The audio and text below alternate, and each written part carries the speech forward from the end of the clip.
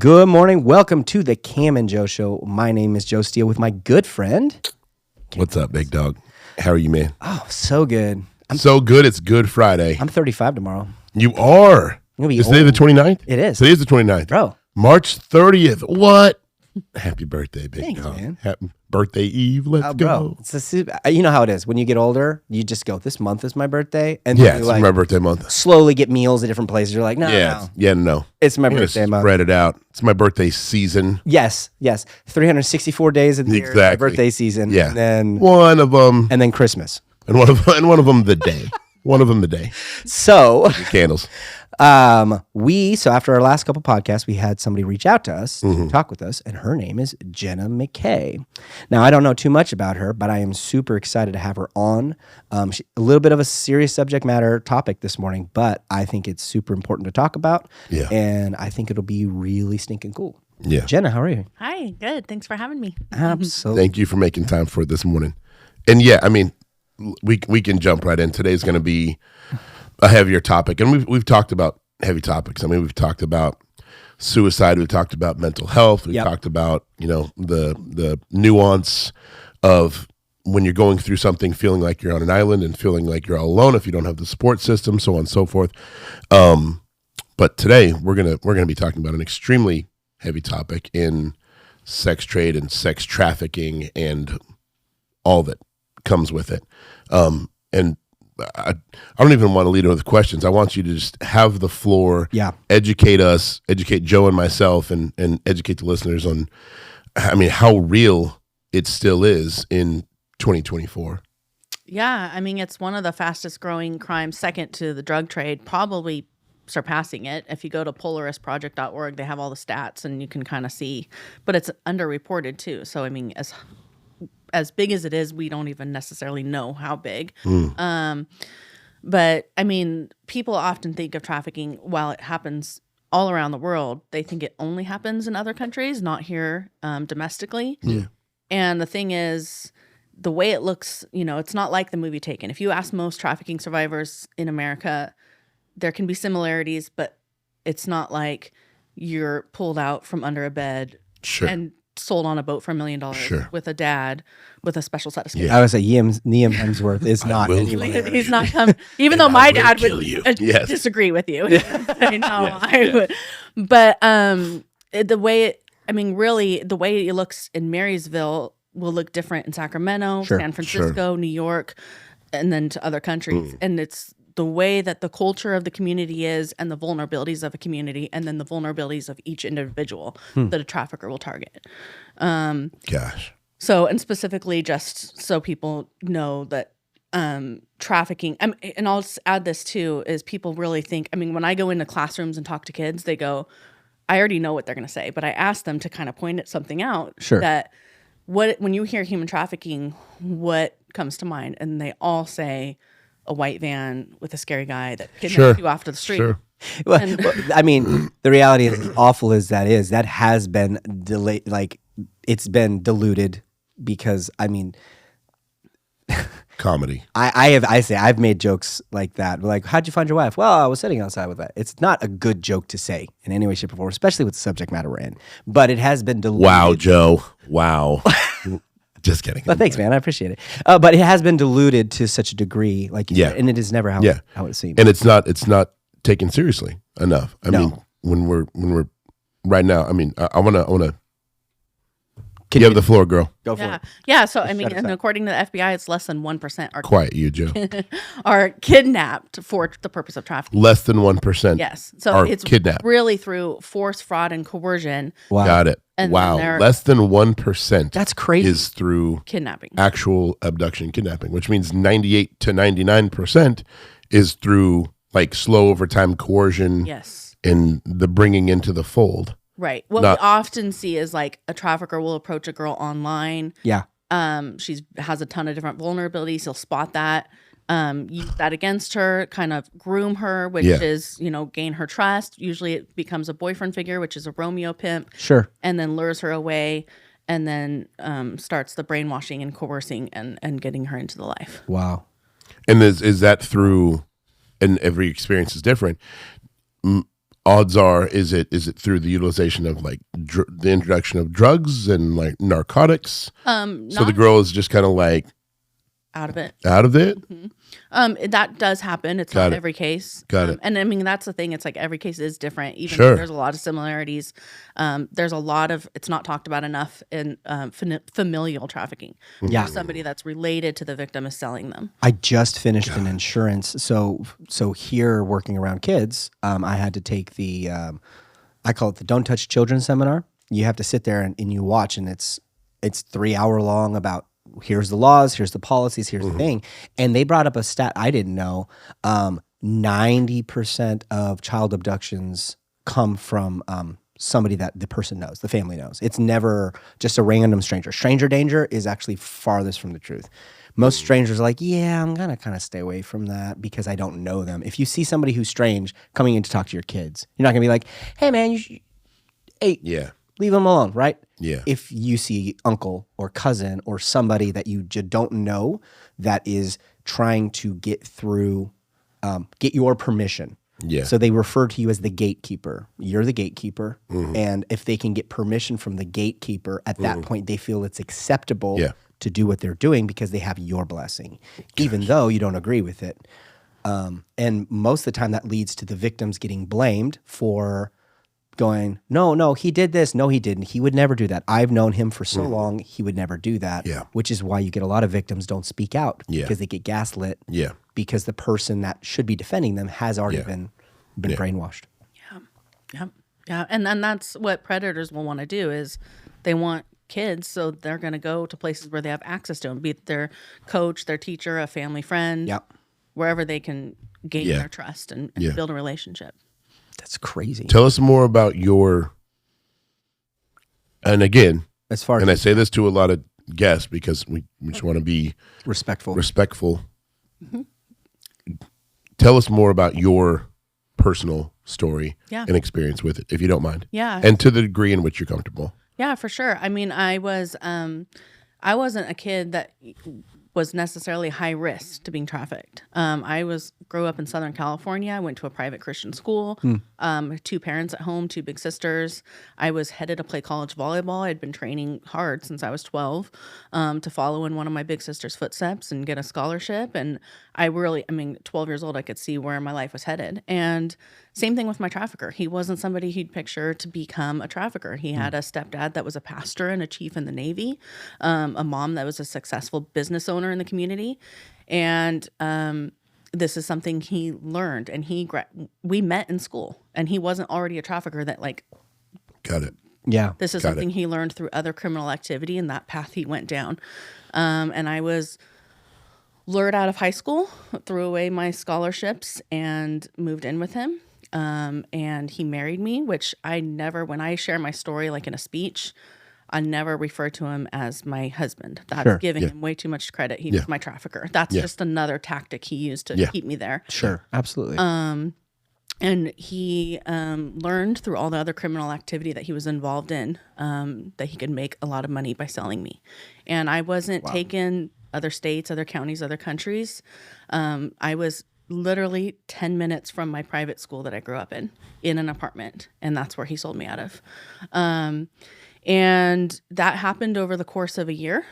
And I did, I have a book coming out. You'll have to buy it and read for the whole story because it's a long one. No, you're good. Yeah. But I got away from him, obviously, and which is rare. And I was really lost. I went to a urgent care seeking help, really scared to ask for it, really scared to talk about what happened, not sure, really believing everything he told me. I'm a young 18-year-old girl, no education in school about this. I believed everything. They're not going to help you. The cops are against you. And I had experience with law enforcement that really enforced that. Sure.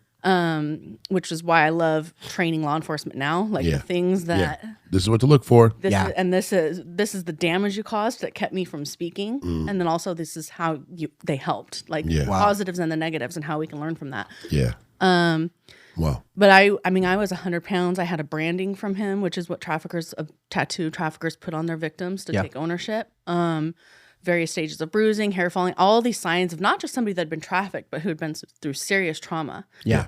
And all the doctors and nurses around me were talking around me, but not talking to me.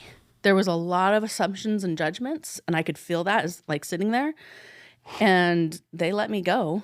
All I needed in that moment was somebody to say, Jenna, what happened to you? Yeah. And then follow that with educate. Because you're sitting there as the victim going, if I speak, what's going to happen to me? Yeah. I need to know the process. So what are the cops going to do with him? Yeah. Where are you going to put me? What's the long-term help I'm going to get? I have all this trauma. Yeah. Sure. What resources are available? Tell me about the victims advocates and the social workers and the court system and how this will play out, how this is going to affect my life. Otherwise, you kind of get scared and don't talk. You're going to stay in your shell. And I left without anybody asking or offering help. And was like, really, that day, I remember thinking, I moved back in with my dad, and I remember thinking, I'm just never going to tell anybody. Yeah. And I thought I could move on and start a new life. Oh, no. And that trauma that was undiagnosed, I was coping in unhealthy ways. It's hard. Trying to navigate life. Eventually, I met somebody, and we married. He was a Marine from Detroit. He deployed to Iraq. When he came back, we got stationed to Quantico Marine Base in Virginia, which felt like, ooh, that's a new start on the other side of the country. Sure. Yeah. And I loved it. I loved being a military wife. I loved when we got there, we found out we were pregnant with our son. So I was building this new life, but I had all this undiagnosed trauma. And I was experiencing it, but I just wanted to live my new life. I didn't want to deal with the past. And so I just became really good at like stuffing it down with the nightmares and the anxiety and the triggers that would happen and the reactions I had. I had no idea that I had complex PTSD. And being a young military wife, my idea of PTSD was that's what you get when you go to war. Sure. Yeah. Sure. Yeah. You had gone through war for a year. Yeah. It was, I listened, I went to Vegas and I heard this traumatologist speak, and she had studied the brain of somebody that had gone to war and somebody that had survived trafficking, and the way the brain physically changed was identical. Very simple. You are really in survival mode. Yeah. And the trauma that you experience, it's not just rapes, it's beatings, it's being separated from your family, it's complete control over you. Yeah. Yeah. And so eventually, I had my son. When I was pregnant with him, I found out my trafficker died. And I've, over the last 8 years of sharing my story, a lot of people, I think they try to put themselves in the scenario, like how they would feel, which is kind of impossible to do. Sure. People go, well, didn't you feel revenge or grateful he's not going to do it to somebody else? And as his victim, I felt like this anger, like a whole nother level of anger. Like he got away with it. Yeah. Nobody would ever know. I started picturing his funeral and people saying wonderful things about him. And it stirred up enough in me to go to a therapist.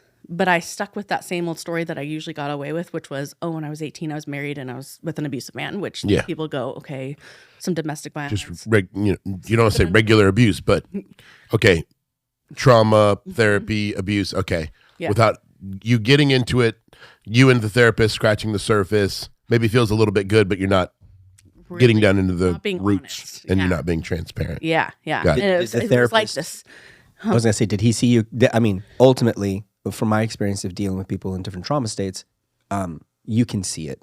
Yeah. Did the therapist look at you and go, or did he just go, oh? Just kind of went with it and like, okay, and let's work through that. Okay. And I was getting a little of help of like learning tools in the sense of learning how to deal with my anxiety and triggers. And you were being honest enough. You just weren't being fully transparent with everything, right? You can be honest. So he was able to, he was able to deduct enough to know that you needed help. Yeah. And he was able to help, I'm sure, how he could. So without knocking him. But at the same time, if you were not alluding to, so how long were you in therapy with this therapist before you were able to, or was it a different therapist that you were able to? Yeah. So then that was 4 years after my trafficking. And then I don't know how long I went, probably not more than a year. And then it was another 2 years and I thought I was doing okay. Yeah. Like really just living my life, enjoying being a mom.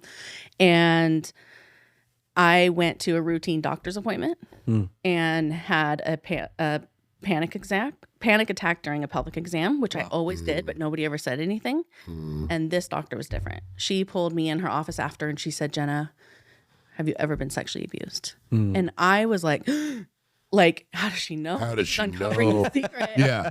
Ooh, did you talk to the therapist? Right. Because HIPAA violation. What? Yeah, I really like stirred up in me because when I went to the doctors getting away from him looking the way I did, nobody said anything. Yeah. And now I looked like a happy mom, military wife. Yeah. You would have no physical idea unless you saw my branding. Sure. And it's not like I just came out with it like, oh, like you got me. Yeah. Well, no, you packed it so far down. Yeah. It wasn't like, hey, I'm going to rip all of this out. It's like, what can I get away with to get this to go away? Because that's also survival mode. Yeah. 100%. Trying to just get by with, how do I, this is a really awkward situation. Let me just give you this. Can I leave now? Yeah. So exactly. Tell me about, I mean. So I mean, just by identifying me and asking me that question, she stirred everything up. And the next few months, I was like, I couldn't do what I had been doing for the last 6 years, which was containing myself and hiding it. Yeah. Sure. And it was coming out. Yeah. And I went to an emergency room a couple months later, and I said, I'm not depressed. I'm not suicidal. I just had some bad things happening to me that happened to me, and I need somebody to talk to, thinking they'd give me a different kind of therapist or psychiatrist. Something. And they described this place. Have you seen the movie Girl Interrupted? Mm-hmm. Yeah. I was like, I'm good. I'll go home and be back to this hiding. Yeah. I'm not going there. You're all crazy. Yeah. Do I go in the room with the padded walls? Yeah. Is that for me or somebody else? Yep. And they talked to me and really convinced me that was the spot for me.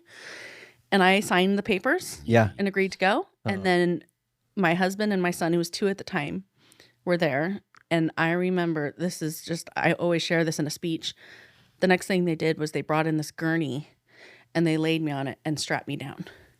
Oh my God. And I looked at my son, who was 2 with his blonde, spiky hair and his big chubby cheeks, looking at me, thinking, God, tears streaming down my face. Like, I hope he never remembers this. And Mom being taken away to a psych ward. Sure. And I wanted to take that signature back. The way they did that was so inappropriate. Sure. And, but so then I got there, and it was just as scary as I imagined, with the padded rooms, women screaming and crying, the men's ward, the women's ward. And I walked in there and said to myself, do whatever you have to do to get out of here. Sure. And I did. I was a good little girl. I wrote in my notebook. I went to all my therapy sessions. Sure. And I saw the psychiatrist a few days later.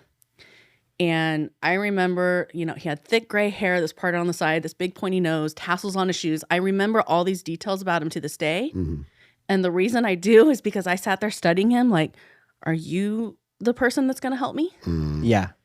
And he pulled out this big binder with my name on it and all these files and things that were written about me. And he said, Jenna, just got off a plane and I've been reading about you. And wow, you're doing really good work and you're showing up to everything and you're really high functioning. And I remember thinking, I don't feel high functioning. I'm just really good at acting. Yeah. I just 6 years Thanks, of practice. Bro. The Academy Award. Really deep. Yeah, exactly. I know I'm not like, some of the characters here. I'm not like the blonde in 103, bro. There was some interesting, some of my funniest stories come from that place. Sure. I believe it. And they walk by and you're just like, I'm like, ready to go. I'm good. Some of the things that happen, I'm like, I'm in the loony bin. Whoa, sure. How did I get here? And so he sent me home with a bunch of meds and undiagnosed. No, I hadn't even come out with everything. Yeah. And my PTSD showed up at that time with a lot of nightmares. Sure. Really detailed. Like, I was in that apartment again, could remember the faces. And I was sent home with a bunch of meds with suicidal ideations as a side effect, and had a nightmare and went downstairs and overdosed. And the thing is, when I share this, when I overdosed, I walked around the entire house. It was a 2-story house on the military base. And I opened every blind and every curtain. And it was like me saying to the world, somebody please see me. Yeah. I turned on every light switch. I was like, help. Yeah. And long story short, I was taken to the emergency room and treated and then taken back. And it was through art therapy that I came out with what happened to me. Then the team stepped in and I started to heal. Wow. So that night, overdose, took you in, probably pumped your stomach, all that, right? And then while you're there, were there any moments where they brought your husband or your son back into you? Or at that moment, was it like, take her back to the... I think I remember, so I remember, I mean, yeah, I don't remember my son coming to the emergency room, but I remember my husband coming. But one of the scariest moments was because it was in the early hours of the morning and he was already off at work and my son was sleeping in his crib. Yeah. But because I was alone with him, CPS had to come. And she's the one who really started digging. And she was like, Jenna, you weren't trying to hurt your kid and you weren't even trying to kill yourself. You just want help. And you're like pleading for it in ways because you don't know how to ask for it. And that's when they sent me back to inpatient care. And through that time, tell us about from that moment to art therapy and what did some of those few days and weeks look like post overdose? Yeah, there's a particular moment that stood out. Sorry, and again, tell us what you want. Yeah, honestly, sure. I hate to pry and pull in. I don't want to go so deep that you're not comfortable. No, it's good. I've gotten so used to it. Okay. I'm doing this 8 years. I got it down. Okay. But I appreciate it. No, there was a woman not long after I'd gotten back in, and I had heard some of the things that happened to her from my first visit in like group therapies, and some of them were similar to mine. And she was in this corner of this like common area room, and she had her arms wrapped around her and she was rocking back and forth. Mm-hmm. Yeah. Like nobody there. And I sat there and watched her and got emotional thinking, if I don't get this out of me, I'm going to end up like her or dead. Yeah. And statistics show somebody that survives human trafficking has a 7-year lifespan. And I was 6 years out of the life. Wow. And still experiencing the possibility of death. 7 years. 7 years. Where I'm genuinely curious because that's a crazy stat. Where is that stat from? Because I remember hearing it from a survivor speaker that trains all over the country, and I'm pretty sure she got it from somewhere like Polaris Project or Shared Hope International, where they study and it doesn't. Yeah, that doesn't. Honestly, it doesn't surprise me. But I like that is a that's awful. That. Especially with how it, like, again, we're talking about it is an epidemic that's been happening. It's continuing to increase. It's happening all around society. Suicide rates are going up, and yet we're not putting causation and correlation to 7 years after surviving that. Just medication. Yeah. I'm just. Yeah. Well, and a lot of people think, okay, you're away from your trafficker, you're good. And there's like severe trauma, that complex PTSD. No, it's you versus your mind. And it's not just, people really think of the trafficker and the victim, and there's a third part people forget about, which is the buyer. And a lot of victims, they experienced a horrible abuse from the trafficker, but the buyers are strangers, dangerous, who have all intent to cause harm, not just rape, but beatings and all these horrific acts. If you read survivors' books. It's awful. And I'll share, we can talk about it later if you want, but last year we passed, I worked with Senator Grove to pass SB 14. To make trafficking of a child. I was reading up on it last night about making the trafficking of a child a more serious crime. Yes, a serious felony. Yeah. And a strike. And that passed. It correct? Passed. It took 2 years, but we passed it. Why did it take 2 years? That's the question. Oh my God! Like, why did it take 700 days? It's like we should protect our kids because of harm, and we should put regulations to make sure people aren't wanting to. It's going to take some time. Yeah. No. And it was originally SB 1042, and we took it to the Public Safety Committee, the first one, and it was a no. We had to amend it and take it back, and now next month we're taking it to the Public Safety Committee, SB 1414, to make buying sex of a minor a felony. It's a misdemeanor right now, which is nothing. It's a misdemeanor? It's a misdemeanor. It's a slap on the wrist to buy a child. Essentially to rape a child. What? Are you kidding me right now? I'm not an angry person, but I want to strangle someone because that is so. I just think about my kids. If someone were to take my kids and then sell my kids and then they'd be like, and then they were to get them back and then they slapped a guy on the wrist. And that guy was just to be walking around the supermarket the next day. No, people wonder. It's like, well, I just there's no wondering for that. I'm sorry. That is That's okay. And the lifelong trauma that you have to the victim has to recover from. Yeah. The penalties that will go along with it was not just being a felony, but here's the thing. When I was talking about it, I was like, these guys that go out and buy children for sex or an adult who's also a victim. Yeah. they don't want anybody to know. They just want to go do this in secret. Yeah. So if their employer, their wives, their children, their community knows, so things like harsher jail time, up to 4 years, up to $25,000 fine, up to 10 years on the sex offender registry. Yeah. That's out in the open. There's It's no hiding harder to from find. that. Yeah. So Yeah. hopefully that deters them from doing that. It's kind of hopefully a prevention piece. You can pull that stuff up online. Yeah. Yep. Yeah. I mean, like, Who's living right around the figure corner out from your who's your neighbor? You're like, oh, yeah. Yep. yeah.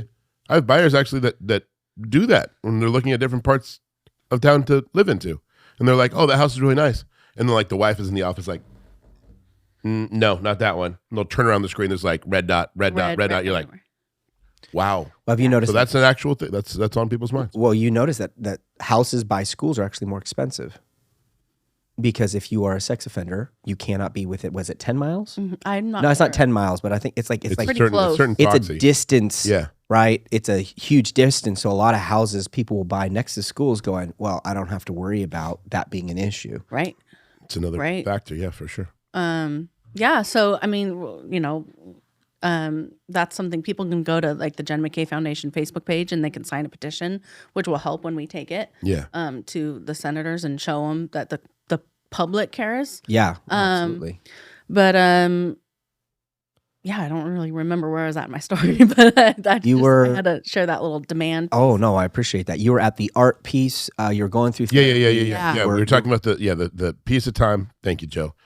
Going from that therapy, and then we alluded to art, then we came back to So I was seeing that woman. bridges to the art. Yep. Yes. Yep. And then I went into the 7-year lifespan. Yep.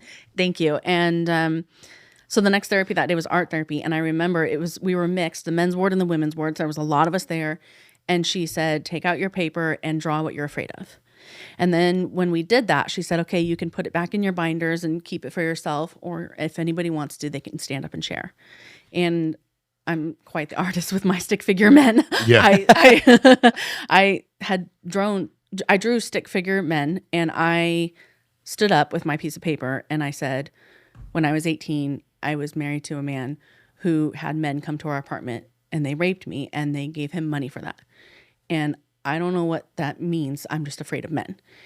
And it was like, whew, truth will set you free. Was that your first time that you verbally said it? I had hinted it to like friends and family years, but to fully say what happened. To verbally say it out loud. And that was in a group of men and women, art therapy. Also experience that had experienced been through different traumas. For sure. Yes. And the truth will set you free. Like, I was free from him physically, but that was like in a hospital that I could not leave on my own free will. Yeah. That had barbed wire around it. Yeah. Yeah. Like I was experiencing freedom. And I was like, there it is. Do what you will with it. Yeah. And I'll share this next piece because it's really important, especially for people that are in the helping field. The next thing that happened was this team like stepped in. And there was 2 people in particular, my case manager. I'm someday going to track this guy down. I've tried to find him. He has no idea I'm telling the world about him, you know, the impact he had. Yeah. Sure. Unreal. Yeah. And the thing is, like, when I found out I was a trafficking survivor, I was like, what? Yeah. Like, that was one thing to grasp. You have complex PTSD. What? Like, I could not, but having the terms are what I needed to heal. Because then now I understood what happened to me. Yeah. It wasn't my fault. Yep. And why I had all these years of just like all these triggers. Yeah. And my trauma when it was coming, I wasn't like the little girl with the teddy bear that you wanted to pick up and hold.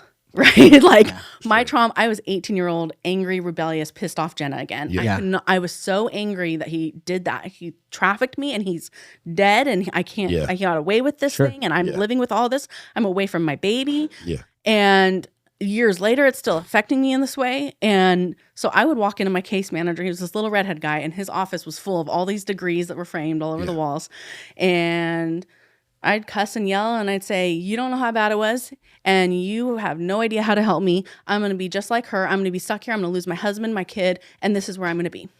And I'd go off on this tantrum, and I was a lot of fun. And Sounds exciting. Hence the kudos we're about to He was like, "Oh man, I'm gonna work with this girl."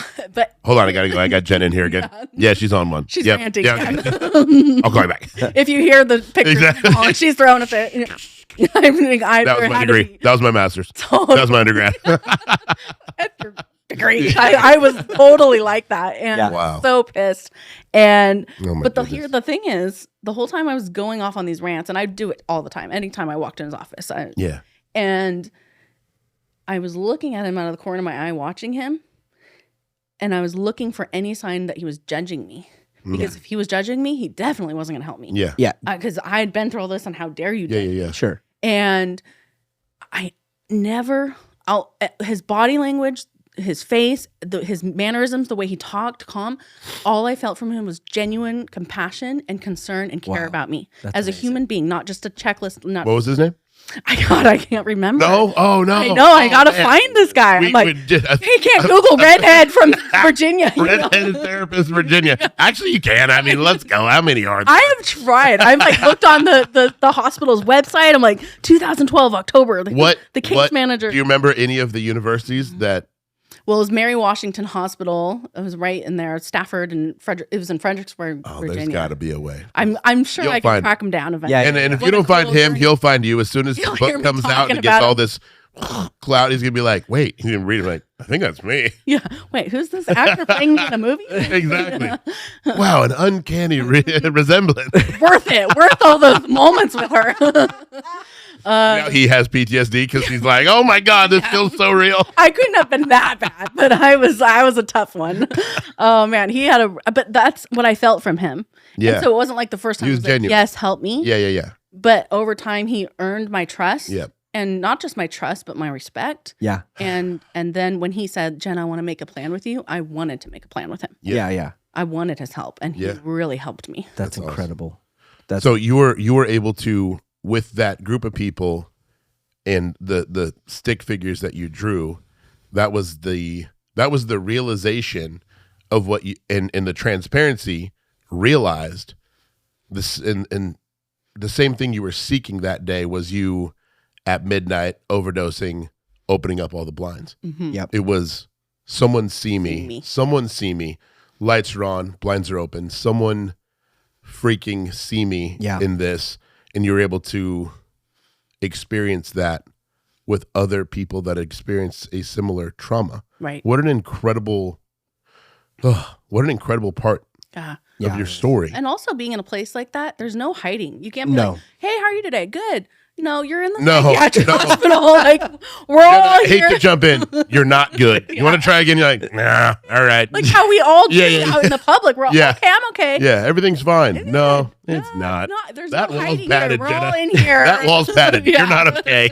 Wow. So there's no hiding in there. And then there was one other woman I'll share real quick. Yeah, you're good. And she had a ton of clients to see throughout the day as a one-on-one. And I mean, I know when she was on her lunch breaks, and I never felt like that, like the checklist that she had to get through. I felt like she genuinely cared about who I was. Yeah. And healing me, helping me heal. And she would take me in this private room and do all these therapies. And there's like those stretch rubber band, like the sports band. Mm-hmm. Yeah. She'd put it around her and me, and she would talk to me about boundaries, which was the word I never heard before. Wow. And I'd push away and feel resistance and still have people respecting my no. Yeah. And she'd put different masks on to represent my trafficker and my rapist. And wow. Oh my God. And I mean, and then she'd have me practice it. Like if some of the men in the men's ward would say inappropriate comments to me, I'd be like, "Oh, I don't like it." She goes, "Well, tell them you don't, and tell them to stop." And I was like, "I can do that?" Like, yeah. And I did, and it worked, and they respected my no. And like, so she was already boundaries and building my self-esteem and my confidence. Giving you back, I was going to say, giving you back the power that was taken from you. Exactly. Exactly. That was ripped from you. Yeah. Completely. What an incredible story. Yeah. Yeah, and then it kind of gets sad again. Uh-oh. Go ahead. Hey, we're on the roller coaster. There's like, it wasn't like, "Woo, she's all good." I want someone, someone is going to stumble upon this, whether it be the audio or the video or Spotify or YouTube, and I think it's honestly going to change somebody's life. So please, the floor is yours. Yeah. Take it. Yeah, I do a lot of work at the Orange County Human Trafficking Task Force, and there's a couple cops there that it's funny when I have a detective at Yuba City Police, human trafficking, that he's kind of fatherly to me, and he's always showed up the last 6 years. And the human trafficking victim survivor and the cop is not usually a relationship you see. Sure. And I love having him on stage with me because we have like a fun banter. That's amazing. And I'm like, how fun for the audience to see the person that would have been arresting me. Sure. Like, we're cool, you know? Sure. You've had that much healing. Yeah. You're like, this guy is he's a good guy. Yeah. And so it's like that with those cops down there. And he has me come share my story when he does the trainings for law enforcement. And he goes, right when you think she's getting good, it goes down, and you're just like, God, can this girl catch a break, you know? Got it. Sure. So I got out of the hospital, and we were stationed back to Camp Pendleton in Southern California. And I was going to be close to family. Yeah. And I was like, hey, I'm going to get a new therapist. Now it's all out. I'm going to continue healing, and our marriage can be better, and I can be more present mom. And 4 months, that was it. 4 months, we were laying in bed, and my husband said he wanted a divorce. Oh. And it was like rock bottom again. Yeah. And I spent the summer trying to keep us together. It wasn't working. And Christian, my son, and I, he was 3, and we moved into, in the book and the movie, I refer to it as the cockroach apartment. It's a lot of fun. We moved into this 1-bedroom apartment, his little toddler bed next to mine. I was working 2 to 3 jobs at a time, 7 days a week. And I leased a horse on the base that was my therapy. Sure. And it was like, that was rock bottom again, for sure. Those months were hard. But eventually, after 3 years, I got a boyfriend like that. It was like the boyfriend in Aaron Brockovich. You know what I'm talking about? The guy with the ponytail, always taking care of the kid and fixing stuff around the house. Like, I'm like, who is this guy? Yeah. But after 3 years of working I hardly saw my kid. He was at the gym. I was coaching volleyball in the night and just exhausted. And I was like, this can't be it. Like, this isn't. So going quickly back to the hospital, 2 things that happened there is, one, they had me write my story down. Yeah. And they write it down, crumbled up, cry on it, throw it away, write again, everything you can remember about your whole life. And when I looked at that, I wrote, I read it and I closed it and I wrote book ? And then put it away. But also what it did was it gave me this bird's eye view. The trafficking felt like it was taking up my whole life. It was a year of my life, but it felt like it was controlling my whole life. Yeah. And it really gave me a bird's eye view that was just this much of my life, and I have all this life left. Yeah. And then another thing that happened was, even though I was there for my own healing, I was having these incredible conversations with these women there who had been through really hard stuff. And it was like therapeutic for me and them, and like we would get to another level talking to each other. Yeah. And that's where the book ? And then I went, maybe I can help women like me someday. Yeah. And then just kind of stuffed it all to the side. Sure. Which is totally God. Yeah. Like those thoughts don't just come. Yeah. Absolutely. And so after 3 years living in that apartment and working and being a single mom, I had a place in my family's ranch here in Marysville open up. There's different properties on the ranch. And I thought maybe I can move there and do something. I would never do what I did now. Like, I had some cojones. Like, I for sure. was like, had nothing lined up, no job, nobody, no contact, nothing. I literally quit my jobs, packed everything I owned into a horse trailer because I was broke and a little redneck. And I drove north with my 4-year-old. And then I sat by Ellis Lake for 6 months and cried. And was like, what did I do? I have no idea how to do anything. And I have this great big sister. She's a professor at Sac State. And I said, she said, Jenna, take a class. Even if your brain can only handle one class, just take a class. Sure. So I took a sociology class. And she said, volunteer for anybody that you can. That way you can network and figure out what area of this field you can work in.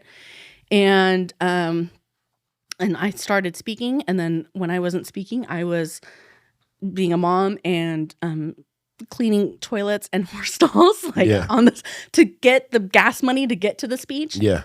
And just worked my way up and spoke to the United Nations. And now you spoke in the UN? The UN, yeah. That's incredible. Wow. What? Yeah. Well, funny story. I'll get there someday because I work with a team called Global Strategic Operatives that was born out of the UN, where we train hospitals all over the world on trafficking. But you're a badass. It was during COVID, so I didn't get to go in person. So I did it online. Well, I went out to feed the horse that morning, and I I came back and I had my Wranglers and my boots on, and I came back in, and just like the Zoom days where you only do the top. Yes. Yeah. And I kept I had my Wranglers, business suit on and looked all professional, and then I had my Wranglers and my cowboy boots on. Yeah. Because I was like, I'm going to be the first person at the UN to speak in cowboy Yeah. boots. Like the first redneck to speak at the UN. Like, Dad, aren't you proud? Like, I'm representing our family. It's happening, Dad. It's happening. That's amazing. That's awesome. And then I just started. Did it end up like one of those like amazing videos where you're like, your son walks in the room and you have to get up from your seat and everybody's like, Wranglers. Well, Christian, he would call me out. He'd be like, Mom, they're not going to think you're very professional. Like, That's funny. They can only see from here, but they don't know anybody. yeah, and it's all good. And just started learning. Met other survivor leaders that were doing this work, and started hearing about how they were training the people that failed them, the cops and the hospitals. And I was like, I want to train them. And I started doing that with Dignity Health first, and then started the Jenna McKay Foundation. I mean, I've gotten to be there when just after two of the victims had given birth to their babies. Yeah. And then we got them everything they needed for their nursery and for their care. Victims that had given birth to babies that were products of... Not necessarily. Okay. Not necessarily of the trafficking, but they had survived trafficking and had babies. And and get them horse therapy. We pay for them to go to equine therapy. Yeah, I was gonna say equine or equestrian therapy is incredible. Amazing. When I was studying at Sac State, and there you go, big sister, stingers up. One of the classes, I can't remember which it was, but for extra credit, I think the professor was just really big on volunteering. For extra credit, they allowed us the opportunity to go and volunteer. And I found Red Dog Ranch locally that does equestrian therapy. And over the course of like 6 to 8 weeks, I would show up there every Thursday and help like get kids up onto their horses and just like watching their connection with the animal. Equestrian therapy is incredible. I love that. I love the different modalities of therapy that you've had positive successes with. Yes. From art therapy to equestrian therapy. Yeah. Yes. Group setting. One-on-one. Yes, which I want to share about too. Let's go. That's the healing journey. So all the work is really great. The book's about to come out. My story was optioned for a movie that's in pre-production. Like, awesome. That's going to be awesome. Which it's another medium. To reach more people. Oh, absolutely. It's the whole point. That's what we're here today for. Yes, and but my favorite is the healing journey. Yeah. So my therapist, I've been with her 4 years, every week, sometimes twice a week. Yeah. Really doing the work. I mean, we've gone there. Yeah. And it's not just work on when I was victimized, but tools not to help me through my life, but also there's some things I need to work on myself. Like and I probably won't be with her forever, but I will be doing therapy forever. Yeah. I do ACA recovery meetings and have a sponsor and do the 12-step program. And then what is ACA? I'm sorry. It's adult children of alcoholics or dysfunctional families. Got it. And so, I mean, going back, I remember being with that psychiatrist in psych ward, and I went to him one day and said, I think this started before I was trafficked. Like, I think I had started having problems when I was a kid. Like, diving deeper. Yeah. Every summer I go with this trip. On this trip, I've been to 3. This summer I'll go on my 4th. It's called Logos Healing Institute. It's out of Colorado, and we go out into the mountains for 6 days and do all different kinds of therapies, literally climb a mountain. I remember when we were sitting around the campfire one night, and she's like, that's the mountain we're going to climb on Monday. You're like, oh. I was like, that's the mountain you guys are climbing on Monday. Like, send me a photo. I'm good. It was like, we were in Wyoming, and it was like scary. Gosh. But then to do it and overcome it, the mental and the physical. And I have, that's one of the things, I have serious back trauma from the last time I was sold and experienced a beating. And right now I can feel the pain in my back, like talking to you 18 years later. Wow. Which I'll share real quick. Like, that's why it's so important for communities to identify victims, because if I had gotten the help from that urgent care, I would have gotten all the resources and services I needed. I would have gotten a victim's compensation fund to pay for all my trauma. One of the things that helps is my chiropractor. Well, it's great. I go in, he's trauma informed. He knows me. He knows my trauma. Yeah. He adjusts me. It relieves the pain temporarily.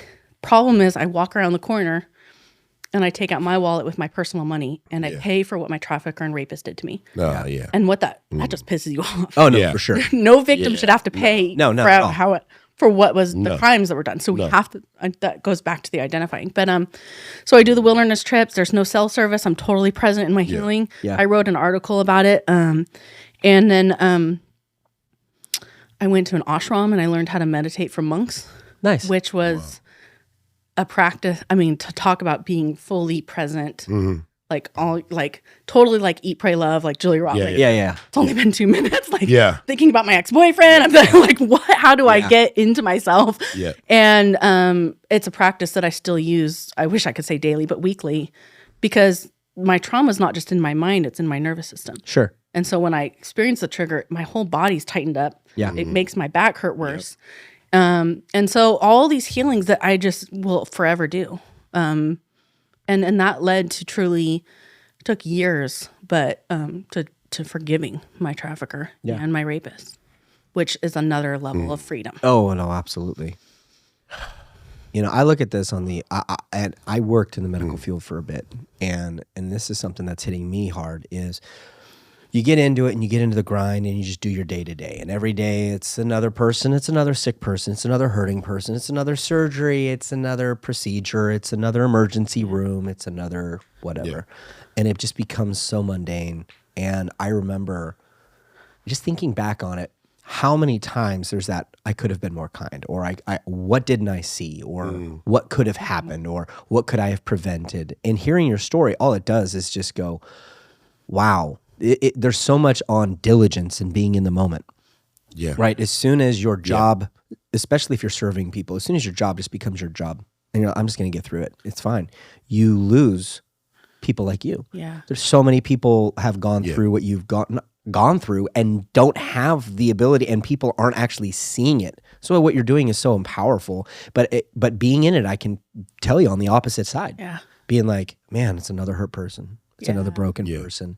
And it's almost, it's numbing to say a degree. And just like, you're like, well, I'm numb. I was dealing with these things. People in those facilities have to numb themselves to a huge degree as well. That's why therapy is so awesome, because you're able to go, no, I need to talk with somebody about what I'm going through, so you can be open for somebody else. But our systems are flawed because they don't care about the people. They care about the system operating itself. Yeah. And as soon as you get put into the next client, and as soon as you get put into any system, and there's no empathy, compassion, relatability, understanding, empathy, right? As soon as those go out the window and you're just another cog in a system, you're now just going to stay a victim in that mentality, because the system is made to keep you that way. It's not actually made to make you overcome. You have to overcome. Yeah. If the system were to make you an overcomer, then it would remove itself as a system. Yeah. And they need the money to continue for that. So there's that amount of, and that's why it's so admirable what you're doing, because it's how much of you can look at it objectively and be like, these are good people in a crappy system that want to help other people. Yeah. How can we give them the tools and equip them? And equip them to do that while not undermining the system in itself? 88% of human trafficking victims will see some kind of medical professional while they're being trafficked and not be talked to. And when I was 2020, I was in New York, and I met, shout out to Dr. Paulus at Northwell Health. It's one of the biggest hospitals. They have 80,000 employees. And after I did a training, he got up to speak. He runs the task force there. And he got choked up, and the room was just, I was like, this is a moment. Yeah. Somebody that truly cares about victims. And he talked about that, of not just going through and letting people pass through and writing off your checklist, but sitting down face to face, looking them in the eye and having compassion and giving them opportunity to open up. And that's it right there. That's where you plant the seed. They may not come out with it right then, but that's what that doctor did for me. When 100%. She identified something was off, and she started asking questions. And it wasn't right away that she got me, but I came back and then I seeked help. And so when you have been raped every day and dehumanized in the most horrific, it's one of the most heinous crimes. Yeah. If you read survivors' books, it's unbelievable what they've been through. And you not only have just strangers being kind to you, but you have the person with the gun on their hip and the white coat looking in the eye and showing compassion to you. That's everything. That will make you want, like, oh, they care about me, and oh, I can live a different life than this, and I can get away and be free. Well, that goes into the definition of prosperity. And one of my favorite things in the Bible is, I pray that you would be in health as your soul prospers and is in health, your mind, your will, and your emotions. And so in society, we want to prosper financially. We want to prosper, but at what point are we sacrificing the important things to prosper? Yeah. At what point are we sacrificing the sitting down, looking at the Jenna McKay's and going, hey, what's going on? Yeah. Because we're trying to prosper and because we have so many other things on our mind and so many other things on our list and so many other things we have to do. True prospering is overcoming. And I think that every individual, that is listening to this or is a part of this can look in their own life and go, I've got my own problems I need to get dealt with. And the reason you want to deal with those is so that when somebody like Jenna McKay happens, you don't project your problems onto that person. Yeah. And that person doesn't get lost in your own drama. Yeah. Yeah. And you actually can love them and help them get them in the right places with the right care. And get them to where they need to be. It's like if we all admit that we've got something wrong with us and we're in that pursuit of trying to fix it, at that point, society then could create amend. Yeah. Because we can't fix, we want our society to prosper, but we're not willing to take the steps to prosper. Correct. Right? Yeah. And so that's what makes it so powerful, the fact that you're taking it going, no, look, the system itself, yeah, cool, whether that works or not. But I want the individuals to prosper because as they can develop in themselves and understand what's going on, and that understanding creates conviction, that conviction can then get sent over to other people. We now are fixing the actual system, and our whole society will prosper by helping people overcome the obstacles in their life. Yeah. And it's awesome. It's just, I have no other words other than it's awesome. Yeah. And I am just, thank you for reaching out to us and wanting to tell us your story. Yeah. Your ability to take what you've been through and instead of that taking you down the path of the world losing. Yeah.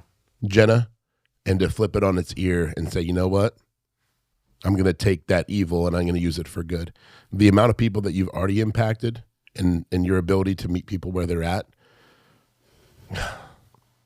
kudos to you. I mean, I just continue to, I pray that God just continues to utilize you and your platform to just help so many broken and hurting people that don't have the sounding board that you have.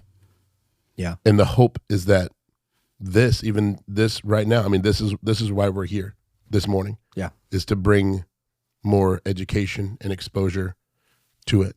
So I just pray that you just continue to impact as many lives as you can. But your story is the road that you didn't go down. There's beauty in that.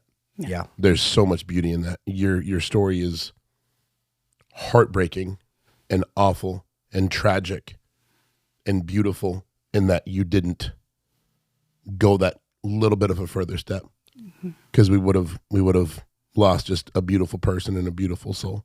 So way to be here. Yeah. Thank you. Way to be present, and thank you for being transparent with us, because I know that it's hard. I know that was hard. Yeah. I appreciate you. It's a lot. Thank you. Is there a way? I know that the book is still kind of future tense, right? Yeah.